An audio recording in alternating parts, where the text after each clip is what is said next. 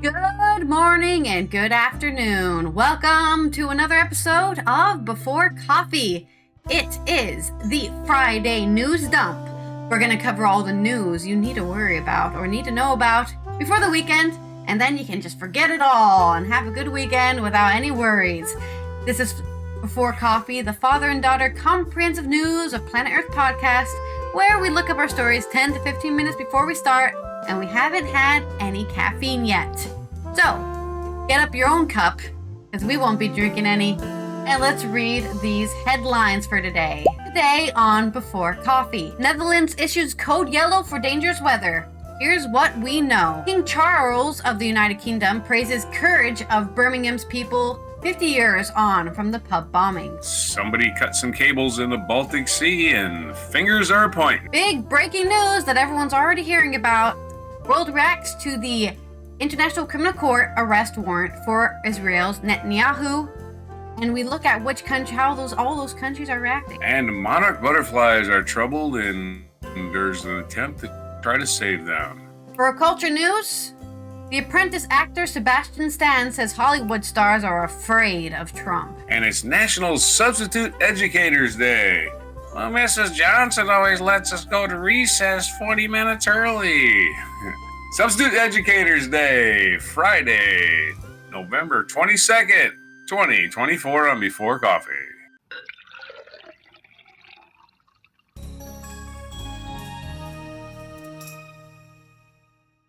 Welcome back for Ali not floating in space. Oh. Let's start with our first news story, which is coming out of where I am, the Netherlands.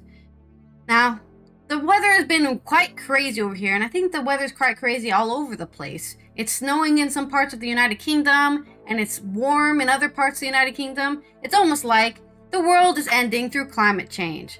Anyways, let's talk about the Dutch weather. There's no snow, but it's something a bit more slippery. Sort of Ada Dolany on the Dutch Review. When everyone heard snow, they were thinking of fluffy and soft. But instead, the Netherlands got slippery and dangerous. The KNMI, Royal Dutch Weather Institute, has issued a code yellow for many parts of the country for this morning, warning of local slipperiness due to hail and wet snow showers. If you were looking for an excuse to cancel your plans, this is it. According to the KNMI, winter showers are to be expected in the provinces of North Holland, South Holland, Flevoland, Gelderland, Utrecht, Zeeland, North Brabant, and Limburg. That's basically the entirety of the Netherlands, except for to the east. As if the showers weren't dramatic enough, thunderstorms might grace us with their present too. That's right, thunderstorms in late November and hail. I've lived here for 7 years and it's never hailed this much. It's hailed sometimes, but it's been hailing every day, at least where I live, for 2 weeks. Code yellow is in effect until 12 p.m. in all areas except North Holland, South Holland, and Zeeland, where locals will have to be cautious until 10 p.m. Yeah, I haven't left the house because I'm like, I don't want to get hit by hail while I'm walking home from the shop. That's not all, folks. Western coastal areas are expected to get gusts of heavy winds up to 90 kilometers per hour, especially near the sea. For today, we suggest wearing knee pads for extra protection or heat, or simply just staying inside. So, there is your very short but exciting weather news in the Netherlands, which is definitely kind of in its own vortex of just oddness, just complete, what is going on right now? Why is this happening? Why is it hailing all the time? And thunderstorms. There's some people who woke up to thunder and they're like, oh, I thought there was a bomb. I thought we were finally getting hit by missiles from Russia, but it was just thunder. Because nobody expects thunder in November. It's definitely not the usual weather happenstance. Then we have some news coming out of the United Kingdom. This is more of an update for the news that we covered yesterday about the Birmingham pub bombings, in which King Charles has wished everyone strength, or praised their courage. They praised the courage of all the people and the victims and relations of the victims of the bombings. This is on The Independent by Matthew Cooper. The king has marked the 50th anniversary of the Birmingham pub bombings by sending a personal message praising the relatives of those killed and survivors for their exceptional strength of spirit. Hundreds of people, including relatives of the 21 people killed in the twin IRA bomb blast on the night of November 21st, 1974, gathered near a memorial close to New Street Station on yesterday, the 21st of November, for a service including a minute's silence. The service also saw the names of those killed read out, the 21 people killed, as their loved ones placed roses on their memorial. As well as those killed, more than 200 were injured when bombs exploded minutes apart in Mulberry Bush at the foot of the Rotunda building, and the tavern in the town, New Street, is what remains the worst unsolved terrorist atrocity committed in Great Britain. The King's message read out in his behalf by the Duchess of Edinburgh said, "As you come together to mark the 50 years since the terrible events of the 21st November 1974, my wife and I would like to take this opportunity to say that you and all those affected by this dreadful attack remain very much in our thoughts. Today we remember the 21 people who lost their lives so cruelly and all who were injured, many of them grievously. We also pay heartfelt tribute to those who rushed to their aid. What happened on this day 50 years ago was one so many dreadful tragedies and a devastating period that touched us all, many of us very personally." The message added, "To see the brave strides forward that have since been made towards lasting peace and meaningful reconciliation, and the close bonds of love and friendship which now bind this city together, make me exceptionally proud and thankful. I must also express my sincere admiration for you, the people of Birmingham, who have lived so courageously with the grief of the day and the days that followed. Your exceptional strength of spirit resolved to truly embody this city's wonderful elemental motto. Forward! I'm very sorry that I cannot be with you all today, but my thoughts, prayers, and very wishes remain with you all as you mark the saddest of days." Further tributes are planned to mark the anniversary this weekend, with Aston Villa planning a minute's applause in memory of the victims at halftime of their match against Crystal Palace at Villa Park. The Library of Birmingham is also being illuminated since last night to mark the 50th year anniversary. And if anyone watched yesterday's episode, you'll remember that it's not just the victims who are still being plagued or who died from the pub bombings, but also the survivors. The 200 survivors, many of whom may have been family members, also many of them ended up dying from alcoholism and just survivor's guilt. So, here, mark and remember all those people who tragically died in a bombing on a pub.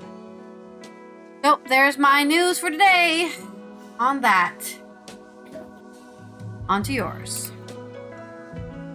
Okay, we have a story this is from CBS News. Emmett Lyons. Undersea cables cut or damaged, leading European nations to investigate possible sabotage.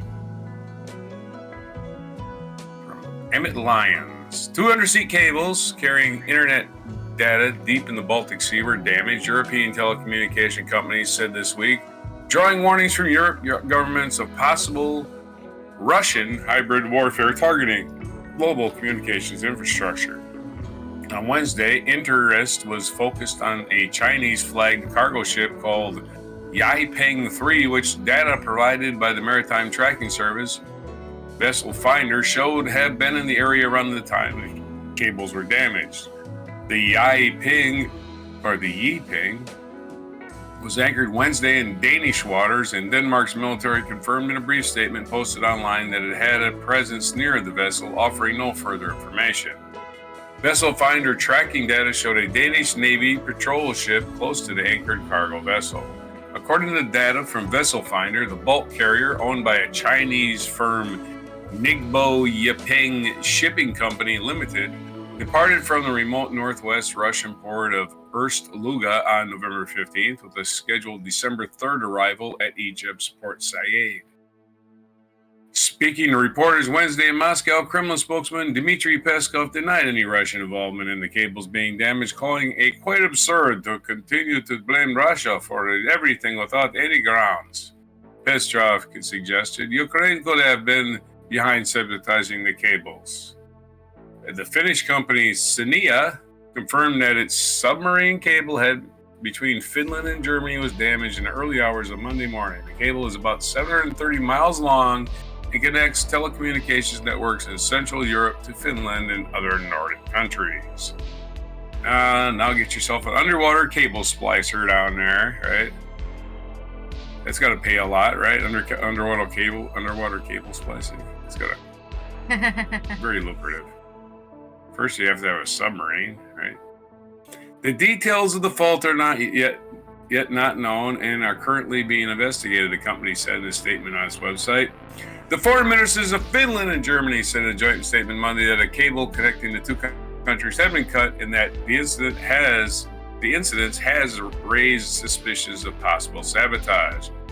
A thorough investigation is underway. Our European security is not only from Russia's war of aggression against Ukraine, but also from hybrid warfare by malicious actors, the minister said, without blaming any particular entity for the possible sabotage. Swedish company Leon confirmed to CBS News on Tuesday that one of its cables had also been damaged on Sunday morning. We can confirm that one of our subsea fiber cables, the one between Gotland, Sweden, and Sventoji,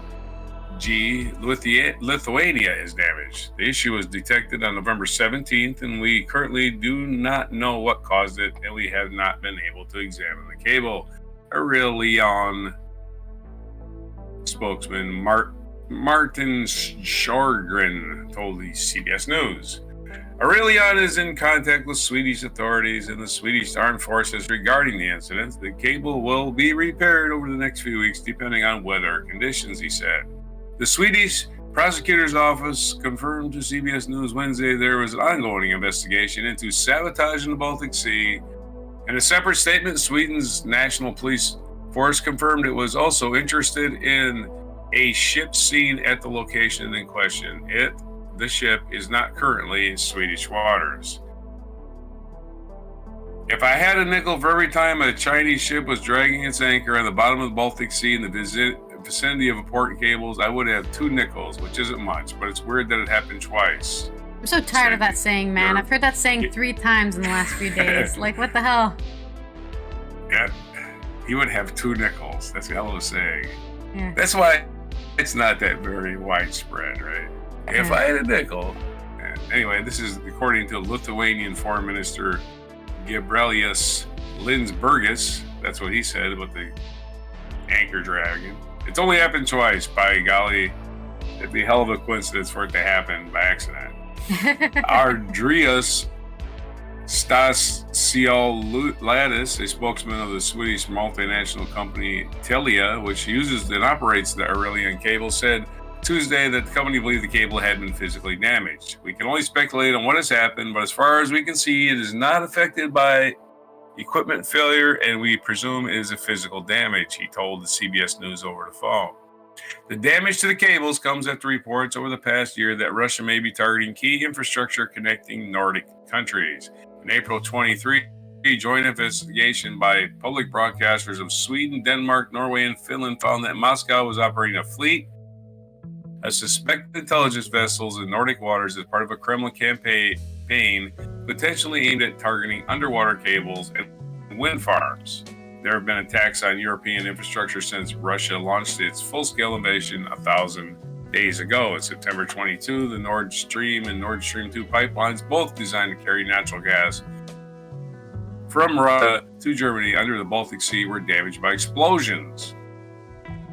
Both Ukraine and Russia denied any involvement in the explosion. In August, German media reported that prosecutors had issued an arrest warrant for a Ukrainian man over the pipeline attacks. Sweden and Finland have both joined the NATO military alliance over the past 2 years as the war in Ukraine fuels concern about Russia's possible intentions. And just this week, both countries updated their war preparation guidance and published online booklets for citizens to prepare for eventuality of a war or other crisis. There's your update on the cable being cut. No news yet other than it's been disruptive and people they suspect playing China. the blame game. China for dragging their anchor across the cables like a Like a bunch of scumbags. Back to you. All right. Okay. So we go from that international news to the big breaking one that everyone's probably already talking about. The International Criminal Court has submitted an arrest warrant for Netanyahu, Israel's current leader and perpetrator of Gazan genocide. At least that's what the reasons he's being arrested is. This is from Al Jazeera. I think it's just written by Al Jazeera. There's no He's not going to be able to travel. Well, there's some places that will still accept him, which we will talk about. So, the International Criminal Court has issued arrest warrants for Israeli Prime Minister Benjamin Netanyahu and former Defense Minister Yoav Gallant for alleged war crimes. The court said yesterday, on the 21st of November, that there were reasonable grounds to believe Netanyahu and Gallant intentionally and knowingly deprived the civilian population in Gaza of objects indispensable to their survival. Yeah. Like there was, I think, a report just the other day that supposedly none of the aid that was supposed to get sent to Gaza ever arrived there. There's people donating money to aid organizations, and supposedly none of it was able to actually get to Gaza. For probably a paramount of reasons, but one of them may be, sorry, Prime Minister said nothing's allowed to go through here. No? ICC also issued an arrest warrant for Hamas military chief Mohammed Daif for alleged crimes against humanity and war crimes. Israel said in August that Daif was killed in an airstrike in southern Gaza the previous month. The International Criminal Court prosecutor Karim Khan first applied for the warrant 6 months ago. In August, Khan called on the court to make a decision, saying, "An unjustified delay in these proceedings detrimentally affects the rights of victims." Since the decision was announced, Israeli officers have slammed the warrants, with Israeli Transportation Minister Miri Regev referring to them as modern anti-Semitism in the guise of justice. Yes, if anybody says we did anything wrong, they're being anti-Semitist. That's a great defense. I hope that works in the court of law. I wish I could say that. Wait, you can't. I can steal this bread because I'm Mexican and you're being racist against me. You're being anti-Mexican. I can kill my neighbor if I want. Right, so this is the review or the reaction to this from all the countries they've listed here. Not all the countries ever, but a lot of important countries. So, Israel. Of course, Netanyahu's office rejected the decision and described the move as anti-Semitic in a statement. Israel rejects the disgust, the absurd and false actions leveled against it by the ICC. His office said, adding Israel won't give in to the pressure in defense of its citizens. Yes, killing people is defensive now. Usually you call that an offense when you attack people, but I guess in Israel it's considered a defense. You know what they say, good defense is a great offense. In separate comments, now Netanyahu's office said the decision was comparable to modern-day Dreyfus trials and will end the same way, referring to Alfred Dreyfus, a Jewish army captain who was wrongly convicted of treason in France.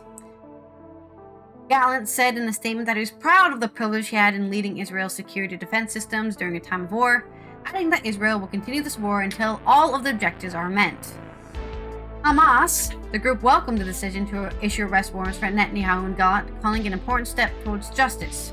It is an important step towards justice and can lead to redress for the victims in general, but it remains limited and symbolic if it's not supported by all means by all countries around the world, Hamas Political Bureau member Basim Naim said in a statement. Hamas also called on the ICC to expand its scope to other Israeli officials. The group did not mention the warrant for Deif. Well, supposedly he died, so it's kind of pointless. Arrest him! Well, if you can find his body, go ahead and take it to jail, I guess. Reporting from Deir el-Bala in central Gaza, Al Jazeera's Hani Mahmoud said the residents remain skeptical.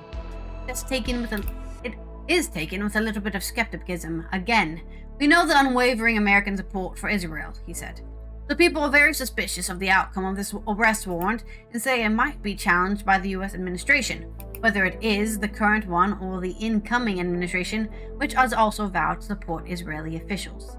The Palestinian Authority, which governs the occupied West Bank, said the ICC's decision represents hope and confidence in international law and its institutions. It urged ICC members to enforce a policy of serving contact and meetings with with severing contact and meetings with Netanyahu and Gallant. More reactions from countries around the world. Argentina. President Javier Milei said on Twitter that his country declares its deep disagreement with the decision. Of course, this is the same guy who wants to become Trump 2.0. So, are you surprised? He wrote that the warrant ignores Israel's legitimate right to self-defense by killing other people. No, that's not what he said. Self-defense against the constant attacks by terrorist organizations like Hamas and Hezbollah. Austria, Minister Alexander Schallenberg called the warrant incomprehensible and ludicrous. But his office also said, as party to the Rome statutes, Austria was obliged to implement the ICC arrest warrants. Belgium, the fight against impunity, wherever crimes are committed, is a priority for Belgium, which fully supports the work of the ICC, the Ministry of Foreign Affairs said on Twitter. Why are people still using Twitter? I'm sorry, why are government officials still using that? Maybe we should just make a social media just for government officials and you can go on there and they can just talk to each other and yell. Those responsible for the crimes committed in Israel and Gaza must be prosecuted at the highest level regardless of who committed them. Really important. I don't know how to do a Canadian accent, so I'll just talk in my normal one. It's really important that everyone abide by international law, Prime Minister Justin Trudeau said, adding Canada would abide by the rulings of the international courts. The European Union, which I guess is they're just asked like the people in the European Union, not the people living in it, but Foreign Policy Chief Josep Borrell said the ICC warrants were not political and should be respected and implemented. The decision is a binding decision in all states. All states parties of the court, which include all members of the European Union, are binding to implement this court decision. Yeah, it's not like some dude just went out into the street and said, I think he should be jailed. It's like a whole, like they said, 6 months ago, they're asking to, hurry this up and determine whether or not this guy has done war crimes or not. Would act in line with the ICC statutes, said Christopher Limon, spokesperson for the Ministry of Foreign Affairs. However, he declined to say whether France would arrest Netanyahu if he came to the country, saying it was legally complex. I think it's always legally complex to arrest a ruler of a country. They see, even though we'd like to think nobody is above the law, people who are leaders of countries are above the law because, wait, if we arrest the leader of the country, what will the rest of the country do? How will they survive? I don't know, they'll just get somebody else. That's not a big deal. They do it all the time. You have an election, you get someone new. Germany's government says they will carefully examine the ICC's arrest warrants for Netanyahu and Gallant, but will not take further steps until a visit to the country. Federal government was involved in drafting of the ICC statute as one of the ICC's biggest supporters. This position is also a result of German history, the spokesperson said. At the same time, a consequence of German history is that we have a unique relationship and a great responsibility to Israel. Hungary, Foreign Minister Peter Szijjártó commended the ICC decision, condemned the ICC decision because he also wants to be best buddy with Putin. So you kind of are seeing the lines being drawn on these politicians and where they stand. Calls it absurd, as presidential spokesperson Zoltan Kovacs reported on Twitter.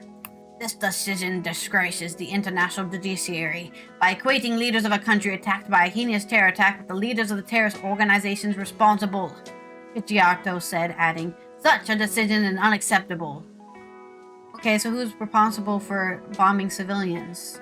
People who pressed the missile, I guess? Hungarian Prime Minister Viktor Orban said he would invite Netanyahu to visit and defy the ICC arrest warrant. Not a surprise, since he's anti-European Union, but still wants to be in it. Orban called the ICC's decision outrageously brazen and cynical, saying it intervenes in the ongoing conflict, dressed up as a legal decision, but in fact for political purposes.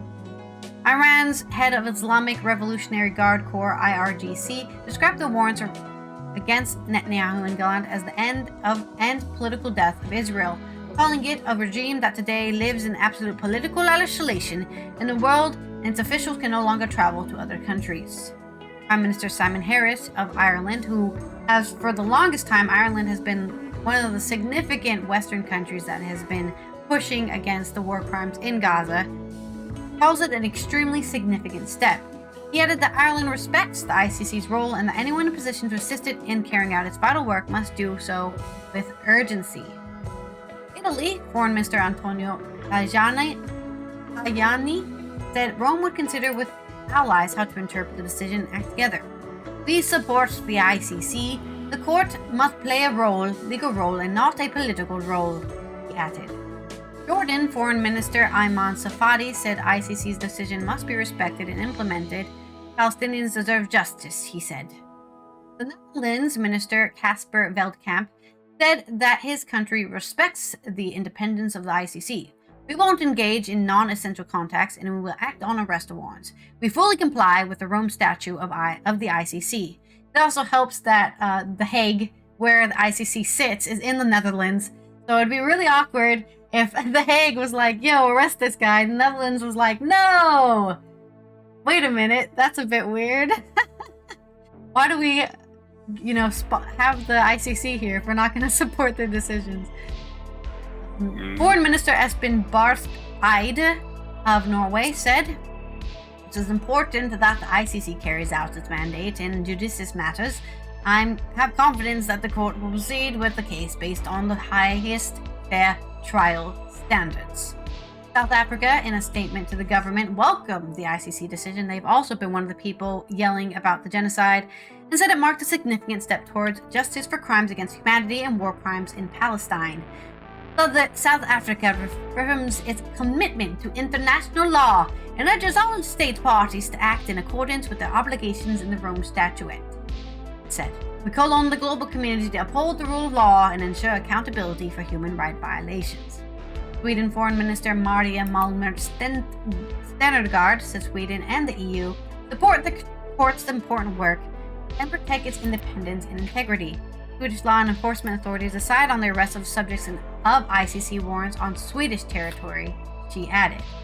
Switzerland is obliged to cooperate with the ICC under the Rome Statute and therefore would have to arrest Netanyahu, Gallant, or Masri if they entered Switzerland and initiate extradition to the court. They're just straight up like, yeah, we'll arrest them. No problems there. We'll do it. Turkey, Foreign Minister Hakan Fidan said the ICC arrest warrant was hopeful and a crucial step in bringing justice to Israeli authorities who committed genocide against Palestinians. We will continue to work to ensure the international laws implemented to punish genocide, Fidan added. The United Kingdom, which is being weird, decided that they are have decided not to confirm whether they will uphold the warrant, seeing as they respect the independence of the ICC, but they're not going to actually arrest anybody and they'll still have meetings with the guy. United Nations Secretary Antonio Guterres respects the work of the independence of the ICC and said his spokesperson Stephanie Dujarric when asked about warrants issued for Netanyahu and Gallant. Francesca Albanese, the UN Special Rapporteur on Palestine, called it a rare moment of euphoria. "I want to acknowledge the innumerable victims to many wars on Gaza and the indomitable work of Palestinian HR organizations, without whom the hope brought about by the ICC decision today would not have come." And finally, we've got the United States, who has a very long statement. The ICC issuance of arrest warrants against Israel leaders is outrageous, says President Joe Biden, who makes a lot of money after giving them war weapons. Said in a statement, well, maybe not Joe Biden. The country makes a lot of money selling weapons to Israel. "Let me be clear once again. Whatever the ICC might imply, there is no equivalence, none, between Israel and Hamas. That's not what they're saying. We will always stand with Israel against threats to its security." That's not what they said either. The White House also expressed concern over the prosecutors' rush to seek arrest warrants and the troubling process errors that led to this decision. The United States has been clear that the ICC does not have jurisdiction over this matter, the National Security Council spokesperson said. Well, they're called the International Criminal Court. What's international if not everything on the planet? U.S. Senator Bernie Sanders supported the warrants, saying all launched indiscriminate attacks against civilians and caused unimaginable human suffering. The world does not uphold international law. We will descend into further barbarism, he said on a post on Twitter. Amnesty International is happy with the wheels of international justice having finally caught up with those alleged to be responsible for war crimes and crimes against humanity in Palestine and Israel, and that there can be no safe haven for those who have committed war crimes and crimes against humanity. And then finally, with our final look, Human Rights Watch has said the ICC arrest warrants against senior Israeli leaders and a Hamas official break through the perception that certain individuals are beyond the reach of law. I agree. I'm tired of you being a leader of a country and allowed to do whatever you want. I think people who are doing crimes should be put up on the stand. You've done crimes. Yeah, well, I was a leader of a country and I had terrible decisions to make. Okay. Well, time for you not to be the leader of the country anymore. Not my problem. I don't understand this whole kind of protection we give leaders of countries. That's what democracy is for, to vote people out so they're not there anymore. So, and sometimes just get them off completely out of power because they don't deserve to be in power and cause human crimes against humanity even. So, there's my coverage, very long drawn out coverage on what every country feels, or most countries feel about this, the important countries. And on to your story. Recurring theme, humans are stupid. So on to monarch butterflies. This is from NPR.org. Nathan Roth. How do you protect the species that lives across the continent? Monarch butterflies, decision may soon try. Let's rip through the stories. One of the most recognizable and widely dispersed insects in North America may soon be headed for protection under the Endangered Species Act. In December, federal wildlife officials will decide whether the monarch butterfly, which pollinates plants and flutters through backyards in nearly every U.S. state, is deserving of federal protection. The decision comes after a decade of efforts by wildlife groups, ecologists, as well as non-scientists who have documented declining monarch populations. And a diverse network of monarch enthusiasts, conservation efforts, and landowners are anxious to see whether or how the federal government plans to protect the widespread monarch. I think for the general public and for a lot of scientists, if it might feel kind of strange to have formal protections for something that spans the continent and reaches very high numbers in the summer, said Matt Forrester, a plant and insect ecologist at the University of Nevada, Reno.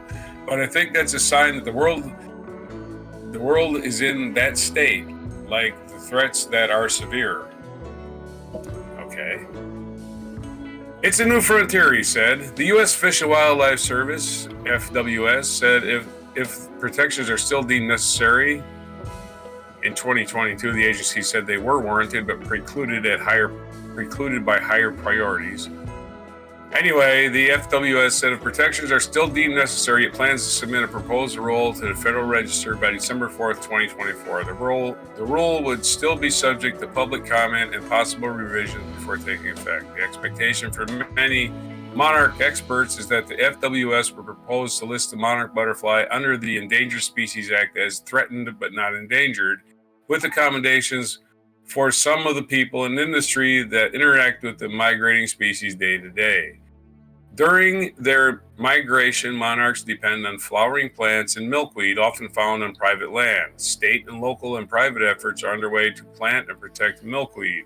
Monarch advocates hope a listing would better coordinate these efforts and give them a sizable boost, but there are concerns it could also spoil goodwill. I think there's a big concern among farmers in particular, said Bridget Rollins, a staff attorney at National Agricultural Law Center. We've done all this work and been trying to do right by the monarchs, but maybe now we're going to be in a position where our good work makes it actually harder for us once the species is listed. The incoming Trump administration muddies the water because they're going to appoint incompetent morons and fire everybody that knows how to do their job. So that's going to suck. The previous Trump administration postponed the decision to list the monarch and rolled back some endangered species protection. So you can count on them to just totally fuck this whole thing because he's an incompetent buffoon and he's a criminal. Monarch populations have been declining for decades. Alarm bells have been going off for those following monarch populations for years. Monarch butterflies migrate over generations, their offspring or great-great offspring completing the journey, so their populations can fluctuate greatly. There's a lot of noise in the data, said Kat Darst. Her name is Kat Darst, a wildlife biologist and assistant field supervisor with FWS, who is helping with the agency's species status assessment for the monarch.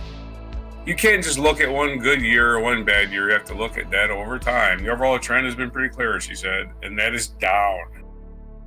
Eastern monarch populations, which migrate between Canada and overwintering sites in Mexico, are estimated to have declined by more than 80% since the 1990s. Counts at overwintering sites on the California coast estimate that Western monarchs numbers have plunged by more than 95% since the 1980s. We are seeing staggering declines, said Cheryl Schultz, a butterfly ecologist at Washington State University. There are three prominent drivers for the declines: habitat loss, pesticides, and climate change. Overwintering grounds on the California coast and Mexico have been destroyed.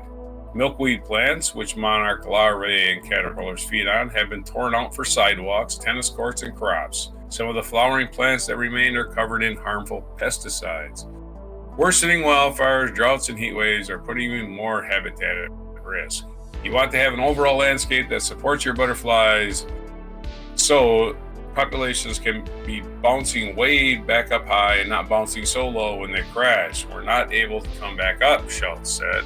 In 2014, wildlife groups petitioned the Federal Wildlife Service to protect the monarch butterfly under the Endangered Species Act.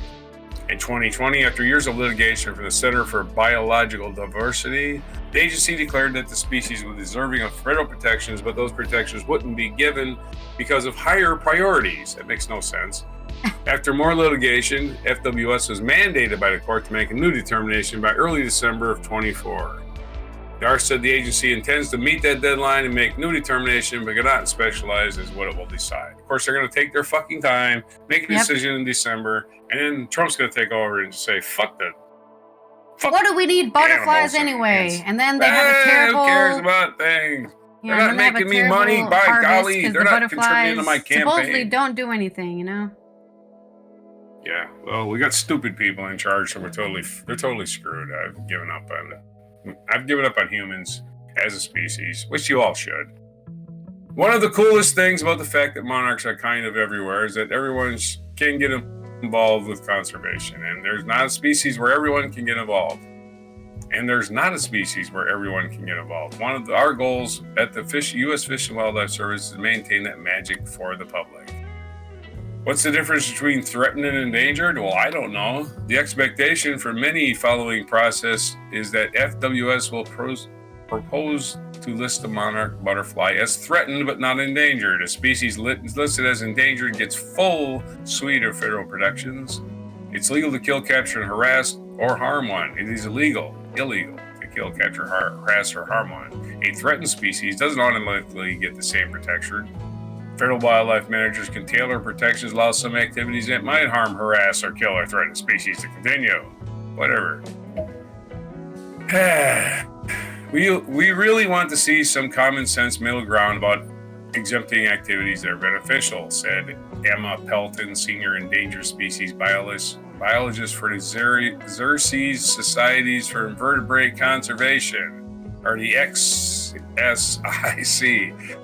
one of the groups that's been pushing for federal protection. This is a unique animal. It is in classrooms, it is in homes, it is in gardens, it is used as educational outreach. So we don't want to see that taken off the plate.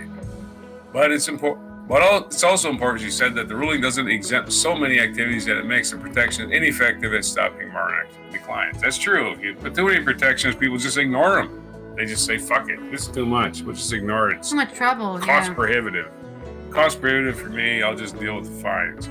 I am really interested in how the services strike that balance, Pelton said.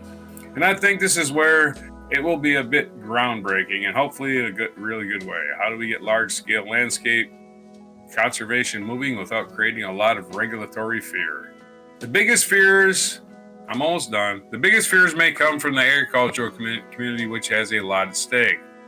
Rollins, who talks to farmers in the heartland of the U.S., said that the FWS designated wide areas of critical habitat for monarch butterflies that would impact where farmers plow and plant.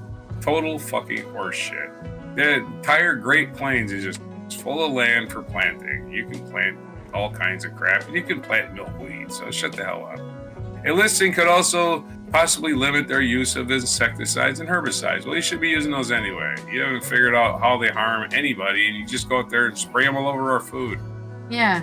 Anyway, there's a lot of concern about listing the monarch butterfly could impact the use of pesticides, she said. Interest groups on every side of the issue are planning to closely read the proposed rule and flag concerns during the 60 to 90 day public comment period that follows. The final rule will likely be published later in 2025, if we're still around. Forrester said it may be easier for people to look at the plight of the monarch butterfly and think that the federal government should be focused on species with smaller ranges. That's not the future, he said. The threats are so widespread now that it's even affecting widespread species. So we got to take this on. Conservation. Yeah, people are going to have to learn soon that we live all on the same planet, you know? I'm on my last sentence here. Oh, sorry. Conservation at a large scale, that's what we got to figure out how to do it as a society. The end of the story. Back to you. Exactly. It's just like, someday we're going to have to learn. You guys need to learn we're on the same planet together here, guys. This isn't like, oh, that's your problem. It's not. It's everyone's problem. And you're not, like, you don't think monarch butterflies don't do anything? They do things, okay? They're just like bees. Yeah, we're doomed. We're doomed. We think we're on the planet alone, and we're the only ones that count. Look at the timer. We're doomed. Oh, I guess the timer's we this are way. doomed. This way. Doomed. The timer's here. This is the doom date. Yeah, exactly. Timer The people have completely lost their shit. We at least have until this time before we give up. Lost the ability to learn. We've lost the ability to learn. We just care about our own reptilian brains. I believe it's called individualism. That doesn't affect me. Why should I care? Definitely a problem. Monarch butterflies. Let me go out and kill 50 of them just to piss off a liberal. Yeah, exactly. You know, fucking dirtbags we got in this country. It ain't worth a shit. You see anybody with a MAGA hat, punch him in the face. That's all I got to say. Anyway. Well, that's what I said yesterday, right? The UN International Day of Tolerance. Don't tolerate the intolerant, okay? Because they're not going to help you at all. Oh, let's move on from that for talking about more tolerant things. Because, of course, we've got this story from Sebastian Stan, who is also the Winter Soldier in the Avengers series and whatever MCU. He's always been quite a frank man. He has never held his tongue. So this is from Catherine Shord on The Guardian. Sebastian Stan, who stars in The Apprentice, a biopic of Donald Trump, focusing on his association in the 1970s with lawyer Roy Cohn, Roy Cohn, has said that other actors in Hollywood are too afraid of the president-elect to participate in press with him. Stan claimed that he had failed to find a single peer who would appear opposite of him in Actors on Actors series run by industry magazine Variety. I think it's a great thing. Sit in a room with Trump and call him out on all his bullshit live at him because everyone is too scared to do it. Yeah. They just sit behind him and go, yeah, what he said. Just let me have a job in your cabinet, please. You were right, Trump. Everything you say is correct. Opposite of him on Actors series run by industry magazine Variety, in which key award contenders quiz each other.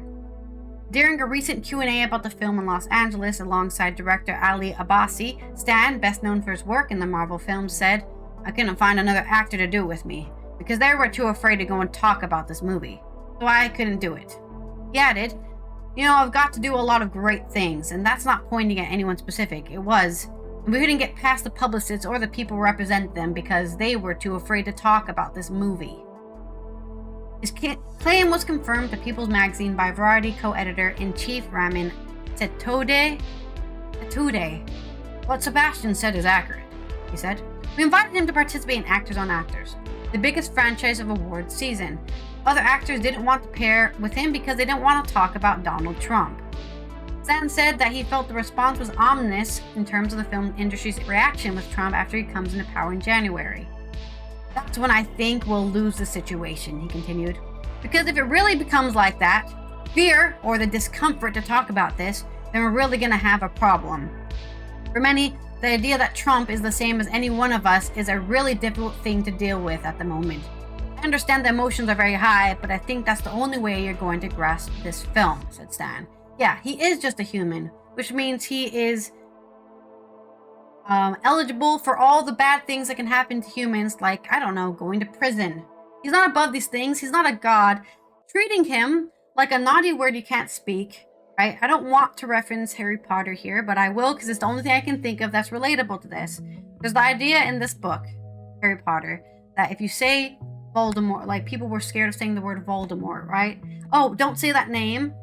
And there's a phrase they say in the book, which is, fear of the name only instills fear in the self. And that is exactly what it is with Trump. Being scared about talking about him, being scared about mentioning him or any of his policies or how he's going to do anything bad or how he has done things bad, because he has been, in trial and been convicted. He's a convicted felon. It's just increasing his substance, right? He's becoming godlike to people. Oh, don't speak bad about him. He's like God, which he's not.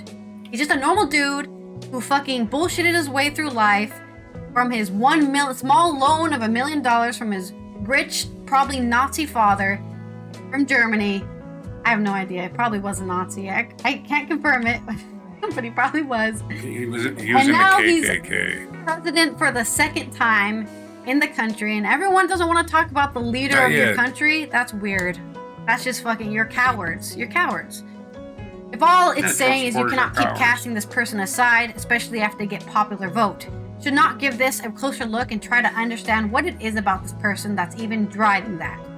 Trump called the biopic, which features a scene in which he rapes his ex-wife Ivana, a cheap, defamatory, and political disgusting hatchet job. Instead of it released in the US, and ahead of its release in the US, adding that it was fake and classless, and took particular issue with its director and screenwriter. Even more reason to watch this film because it probably is more accurate than you think. Writer on Truth Social, Trump said,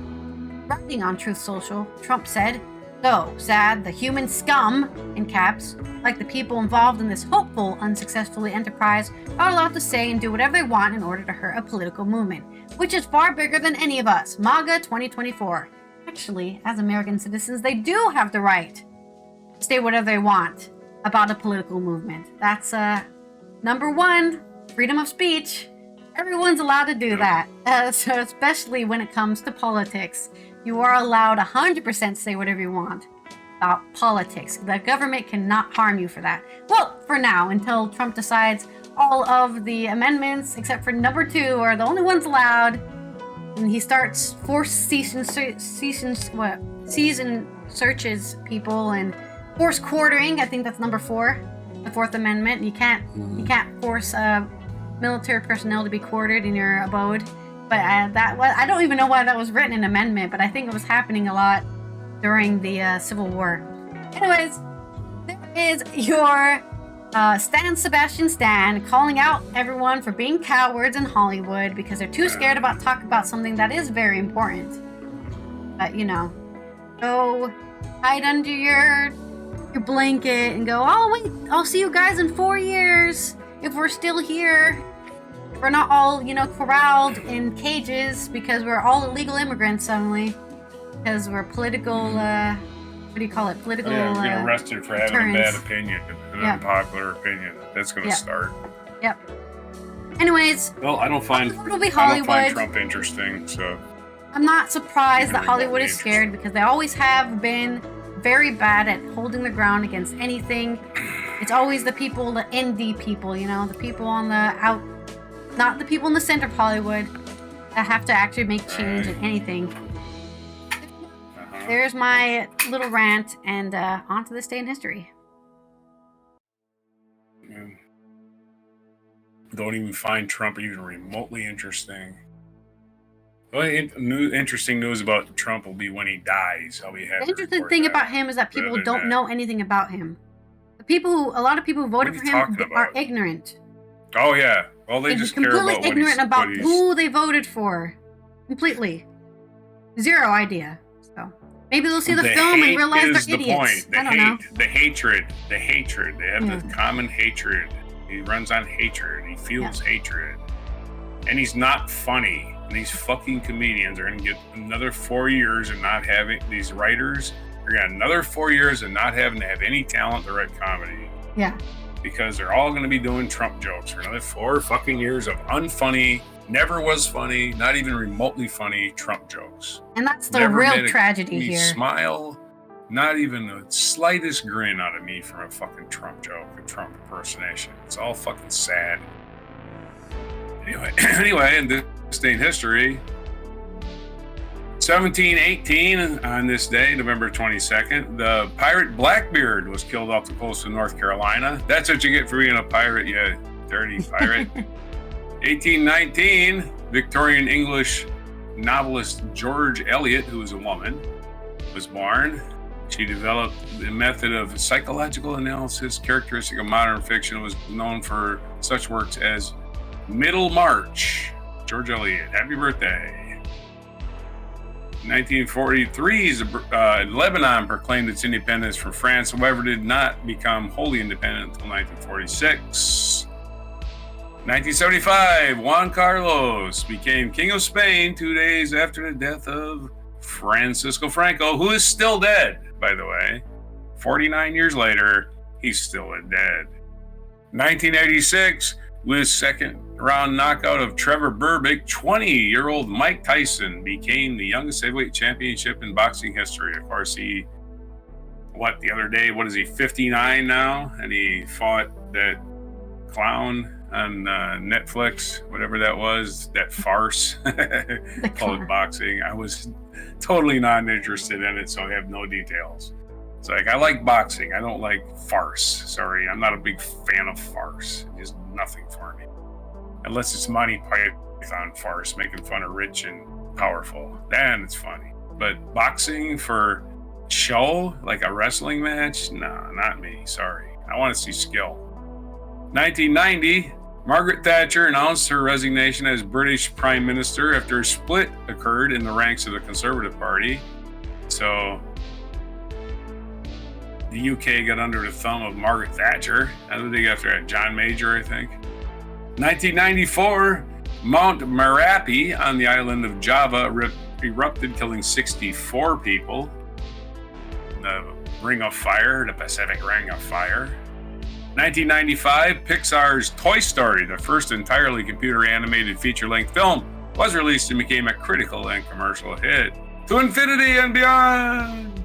2005, German politician Angela Merkel was sworn in as the country's chancellor, becoming the first woman to hold the post. Germany's had a woman president. Mexico has a woman president. Not the United States. Oh, no, we can't do that. We'd rather have a convicted rapist. Those things on your chest. They scare me. Yeah. My God. What do you mean you don't scratch your balls while you think about important political decisions? How dare you? I can't relate to that. Oh, and our featured event, one of those male presidents, was assassinated on this day, on November 22nd, 1963. U.S. President JFK was assassinated, and we all know the details of that one. Other feature biography, the birthday of Charles de Gaulle, November 22nd, 1890, in Lille, France. Famous he was born, general. and he, all right, now again, it's Charles de Gaulle, the leader of the French resistance and the president of France. Yeah, later the died president. And famously, the guy said the UK cannot join the EU because they're just going to take everything and leave. And then they did. So de Gaulle wins in the end, yet again. De Gaulle knew his shit. He died at the age of 79, November 9th, 1970. Not quite to his 80th birthday. In Colombe-les-Deux-Églises, France, where that is. It's probably in the coast, I'm hoping. He had to spend his declining years looking out the window at the ocean or something. Our other featured birthdays today, Terry Gilliam, American director and member of Monty Python's Flying Circus, the one who didn't act but drew the cartoons, but he's also directed a lot of movies like Time Bandits and others. He was born in 1940. Happy birthday, Terry Gilliam is 84 today. Mark Ruffalo born in 1967, turning 57 today. Scarlett Johansson's birthday. How old is Scarlett Johansson? Scarlett Johansson turning 40 today. Oh my Lord. Happy birthday. Still going strong. Happy birthday to Scarlett Johansson, born in 1984. And Oscar Pistorius, kind of a scumbag, the South African athlete who has no legs, but killed his girlfriend, went to prison, and somehow got released, and lied about killing his girlfriend, so I don't know how he got out of that. Anyway, scumbag Oscar Pistorius turning 38 today. Enjoying having no legs and being a girlfriend killer, you piece of shit. Anyway, and November 22nd is what day? November 22nd. It is only two things. It's National Substitute Educators Day, so substitute teachers have it rough. I mean, they don't have to get a full teaching degree, but nobody treats them with any respect, including the other teacher. National Cranberry Relish Day. Cranberry relish, that sounds good. I don't know what you put it on. Probably save it for Thanksgiving. But it's National Cranberry Relish Day. So those are the days for today. November 22nd, wrong century. November 22nd, 1963 is a day that lives in infamy. But November 22nd, 2024 is not infamy. It is just another day, another Friday. And by the way, November 22nd, 1963 was a Friday also, so everybody got their weekend off to a roaring start with the president getting assassinated. Hey, I don't know. Yeah. So awkward. That's your news. That's your horrible news for today. November 22nd, 2024, before Cranberry Relish. All right. This has been our last Allison show here. from this set for a while. Yeah. Say goodbye. I guess I'll look back. Goodbye to the, what is it again? Striptease poster and Bob Marley. And well, at least until the sometime Starry next Night month. photo I bought back. from the Van Gogh Museum that I gave to Melanie. And it's right there on the wall. Right there, the Starry Night. Oh. Don't see it? The blue one on the wall right above the television? That one. Yeah. Yeah. Anyways, goodbye. That's okay, well, anyway, I'll be back here in December. It's not... Okay, for Christmas or whatever, I'm assuming. Yeah, I'll probably be taking my computer down and moving it after that. Anyway, that's it for today. But this has been Allison here from the Netherlands, where it's cold and icy, and we will see you next week on Monday. Cover what happened over the weekend. So don't worry about what's happening. Don't even look at the news over the weekend. We'll tell you what happened. Anything that happened that was important. Watch Which sports. most of it isn't. Most of it is just people going, yeah, and other people going, ah. And then we hate you, and you hate us, and let's all hate each other. Anyways, I hope you guys enjoyed, and if you didn't, well, at least you got informed. Well, have a good rest of the weekend and rest of your Friday. Don't forget to subscribe if you're not already subscribed. Like this video if you enjoyed our ranting, and comment down below if you're a coward. What do you think of ICC? You're not a coward. What do you think of the criminal court's decision on the genocide in Palestine? I've already shared mine. And let's go to our mic drop moment. Right. Good evening. I'm Chevy Chase, and you're not. Our top story tonight, Generalissimo Francisco Franco is still dead. Yay! And now, as a public service to those of our viewers who have difficulty with their hearing, I will repeat the top story of the day, aided by the headmaster of the New York School for the Hard of Hearing, Garrett Morris. Our top story tonight. Our top story Generalissimo Francisco Franco is still dead. Is still dead. Good night and have a pleasant Good night and have a pleasant tomorrow. I didn't have a pleasant tomorrow.